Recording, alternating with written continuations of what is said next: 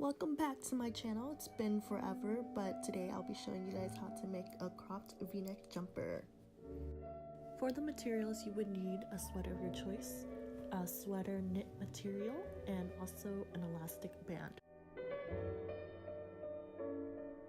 In the clip it shows that the paper is folded in half, but technically you don't have to do that.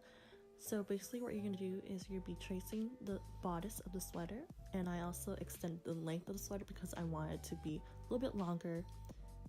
Then I created the v-neck by drawing a diagonal line below the original collar, and I basically just kind of made a good guess. And you could adjust to however deep you want the v-neck to be. Then you want to trace a 1/2 inch seam allowance around the bodice pattern you just created.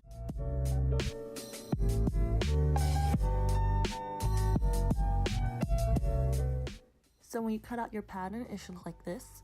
Like in the beginning I said, you don't have to fold the paper in half because later on when we cut the fabric, we're just folding the fabric in half, not the paper. So for the lining for the sweater, you're basically be tracing the top part of the bodice, and the only thing I did wrong here is that I did not extend the length of the lining. So basically I'll just show you an image here of how you would create the length. So don't follow what I just did, just look at the image that I put in. To create the pattern of the sleeves, you're just going to fold in the cuffs and basically just trace around the sleeves, and you're also going to trace a 1.5 inch seam allowance.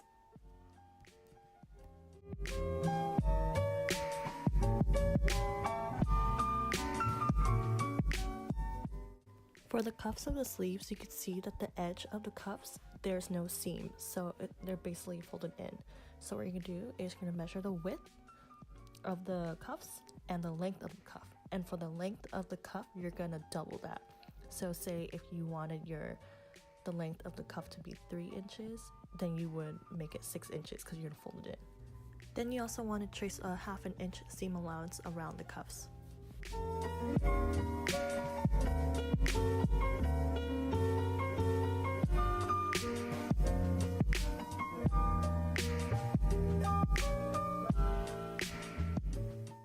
So you should have a total of 4 patterns, 1 for the cuffs, 1 for the lining, 1 for the bodice, and 1 for the sleeve. Before you start tracing the pattern onto the fabric, you want to make sure that the fabric is stretching horizontally. The first thing you want to do is you want to fold the fabric in half.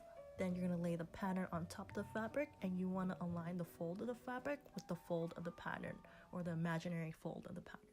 And then you're going to cut it out twice, 1 for the front bodice and 1 for the back bodice. Once you cut out the 2 pieces, you're going to lay both the pieces on top of each other and make sure the wrong side of the fabric is facing outwards. And it doesn't matter which one is front or back because they're both the same. And then you're going to sew the shoulders and the sides together. For the lining, it's just exactly like the bodice, but like I said, I did mess up on the measurements of the lining, so just kind of refer that back to the beginning. And you're also going to cut out 2 pieces for this, 1 for the front and 1 for the back. And then you're going to sew the 2 sides together.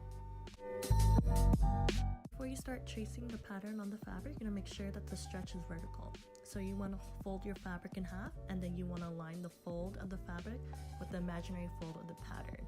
And you're going to cut 2 of these pieces, so 1 for the left sleeve and 1 for the right sleeve. Then you're going to sew the sides for each sleeve. My camera died when I filmed this part, but it's exactly just like the bodice and the sleeve. So you're going to make sure that the fabric is stretching horizontally, and then you're going to fold the fabric in half and align the fold of the fabric to the imaginary fold of the pattern. And you're going to cut this out twice. Then you're going to sew the sides of each cuff. So back to the bodice, we're going to sew the lining and the bodice together.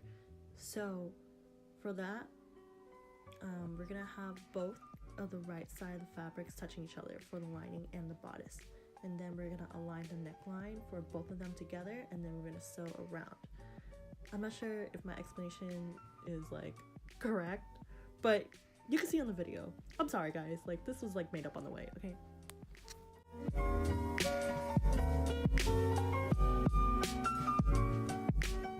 So after sewing the bodice and the lining together, I actually snipped the very end of the V, like not all the way, but like just the extra fabric, so then tension from the fabric loosen up so the V could be a lot sharper.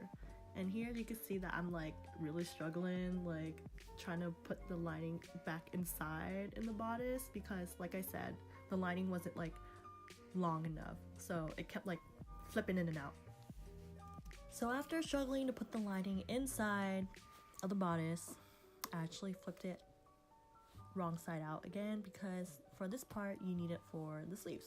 So yeah, the wrong side of the fabric should be facing outwards, and then for the sleeves you should have the right sides facing out, so the opposite. And so after that, what you want to do is you want to stick the sleeves inside the bodice. So that means if the sleeves is inside, then the right sides are touching from the inside. Yeah, makes sense? Okay, anyways, so after you do that, you're just gonna pin all around the sleeves and then you're gonna sew. So yeah, basically what I'm doing here. And you're also gonna do this to the other side of the sleeve as well.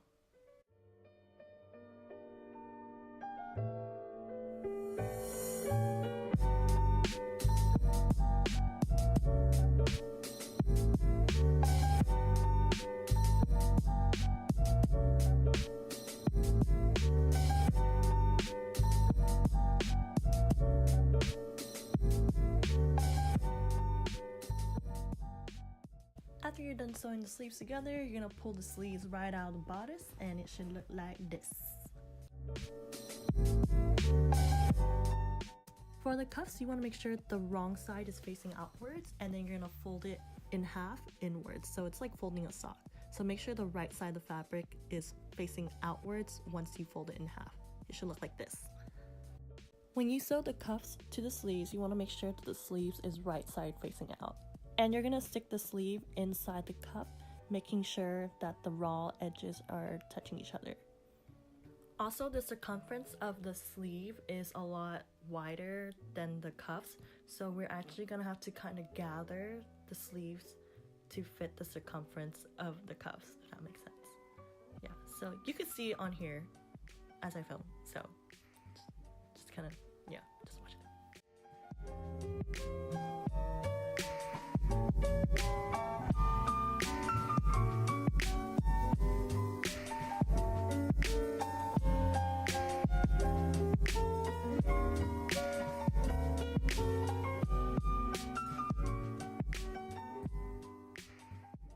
So for this portion, I decided to film this part of me sewing the sleeves to the cuffs because it's very important that you do take your time on this one because the fabric is a lot thicker and you don't want to break your sewing needle.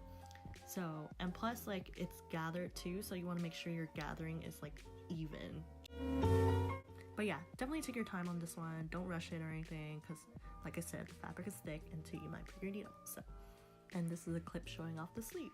So this is how it looks like after you're done sewing it. Here I'm showing you guys where I messed up at. So basically I added an extra fabric to the lining that I sewed onto it just to make it a little bit longer so it doesn't flip in and out when you wear the sweater. I also cut off 2 inches off from the bodice because when I tried on the sweater it was just a little bit too long, but it's just your preference. You like it long, you could keep it like that, or if you want it shorter, you cut it as short as you want.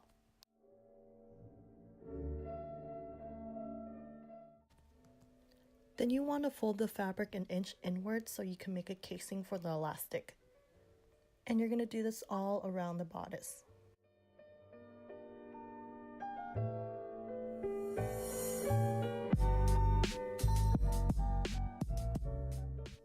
So when you sew for the elastic casing, you're actually not going to sew all the way around.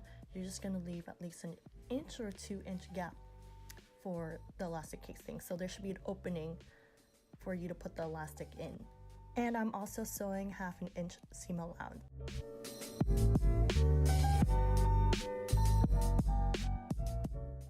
For the elastic band, you want to make sure that the measurement is the same measurement as your waist, but I actually cut off 2 inches off because I want it tighter.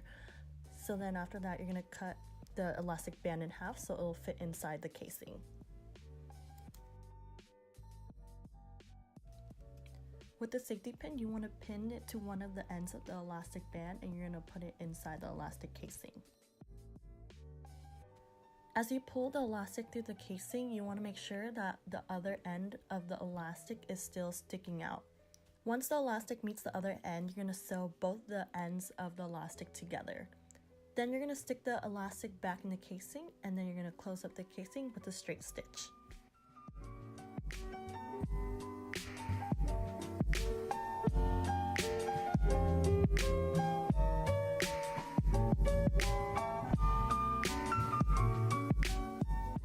Thank you guys so much for watching. I'm so sorry if this voiceover was kind of like butchery, if that makes sense, because it was unplanned for. But anyways, I hope you guys liked this video. Until next time, you guys. Bye!